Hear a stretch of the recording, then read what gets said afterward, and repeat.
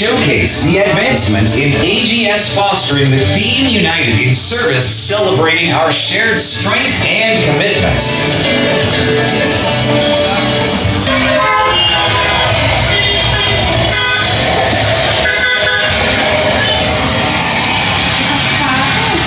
Boy, ang hirap naman ng trabaho ng mag-re-retired. Ano ba to? Ang dami kong dala. Nakakainis. Ganito na ang buhay ng mag-re-retired. Tapos, ang dami ko pang kulang ng mga document. Ano ba yan?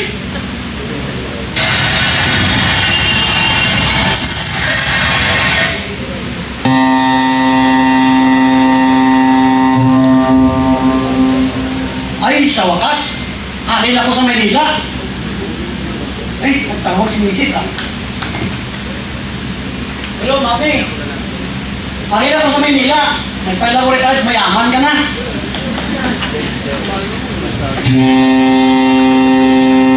Akala siguro naman ng Mrs.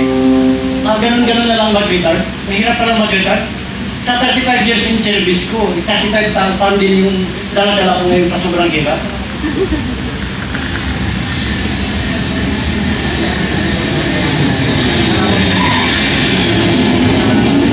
Thanks, God. Please, nadapag na. Asan ka ang army adjutant dito? Parang di ko na ata na, sa tagal na what? Punta ako dito sa Maynila. Kaya parang ganda naman na ng army adjutant. May mga pagbabago na. Hey, Ching! Kumusta? Magre-retiro ka rin? Oo, ikaw. Napakati, ano nangyari sa'yo? Ano mo, ba't ganyan ka na maglakad? Ano ba yan? Actually, Ching, itong kamay ko, bundil ako sa tira sa Mindanao. Kaya kailangan ko pumunta dito sa adjutant para i-file ko yung CDD retirement ko. Kaya, baka sakali. Ganun ba? Buti at nakaligtas ka, Ching. Ching, di ba kilala mo si Master Agar? Di ba siya yung ating ka-NGO that time? Di ba? Parang kailan lang Sir, kamusta, sir? Okay lang, parang kailan mag-retard na rin kayo. Ikaw, ano mo, retard optional? Ako, sir. Optional. Ikaw, sir? Ako, sir, CDD retirement. Baka sakaling ayusin ko yung papel ko dito. Ganun ba? Ako, kung sa retirement ako. So, upo muna kayo. Master, kasi ano ka?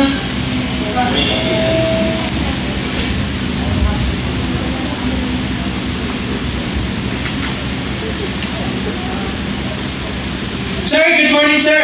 Ako po si PFC Rashid Russell B. De La Cruz, ang Retirement Processing NCO po dito sa Office of the Army Adjutant. Narinig ko po ang inyong agam-agam, ang inyong mga pangangailangan. Alam niyo po ba na marami ng pagbabago dito sa Office of the Army Adjutant? Ngayon po, panoorin po natin ito.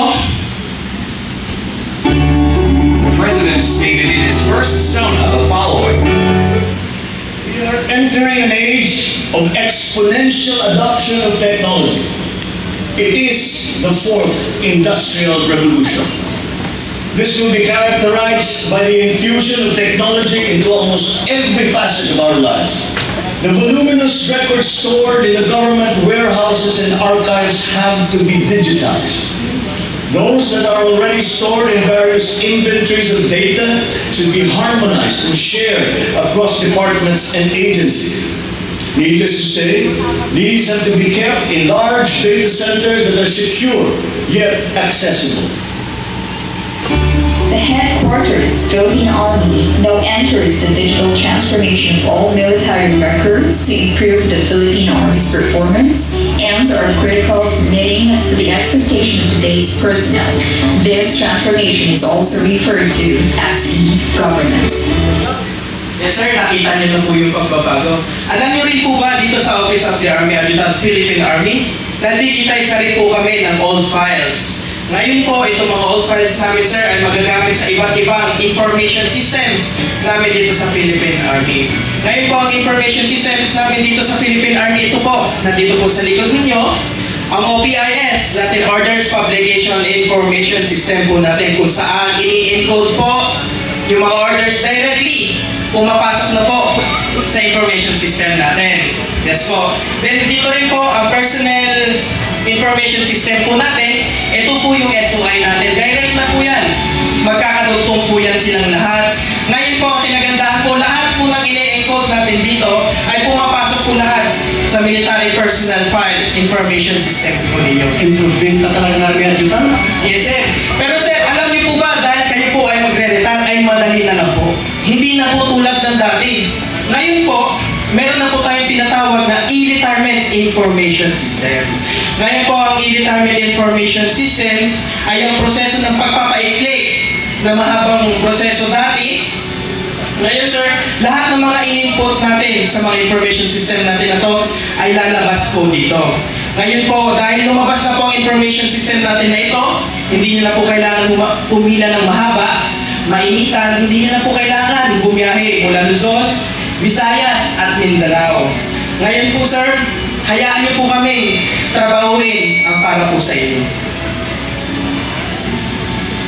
Maganda na pala yung servisyo ng Army Adjutant. Pag-uwi ko doon sa unit ko, sa brigade, batalyon, i-designate ko kagad ito, yung one-stop shop dito sa Army Adjutant. Ako, di lang ako mahirapan sa pagpila dahil mayroon na palang express lane. Napakaganda na pala. Wow, ang galing pala ng serbisyo ng Armed Forces of the Philippines.